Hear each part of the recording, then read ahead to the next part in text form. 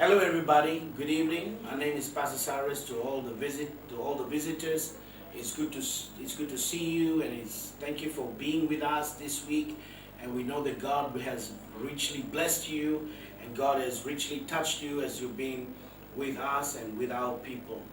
To all the sons and daughters at the Rock, this is the message that I believe that God is speaking to us, and this is what you and I need to really begin to earth into our life. I believe inside of my spirit that God is shaping you, God is molding you, and in this week something supernatural is about to happen as you begin to put your faith out, as you begin to put, just like Gideon said to you, as God spoke to him, he said, God, if this thing will happen, then I will begin to do this work. I believe something supernatural is about to happen.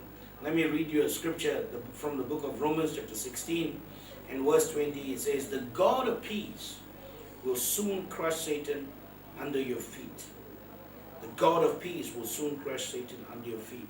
This is the instruction this week. Let your mind be conscious of God.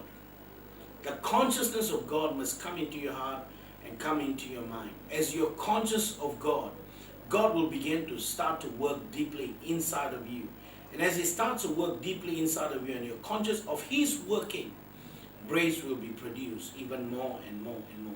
I believe with all my heart that something is about to break. Something is about to happen inside of your spirit so strongly that you will be a different person altogether. I can see in the spirit, some of you are evolving. Some of you will be totally different.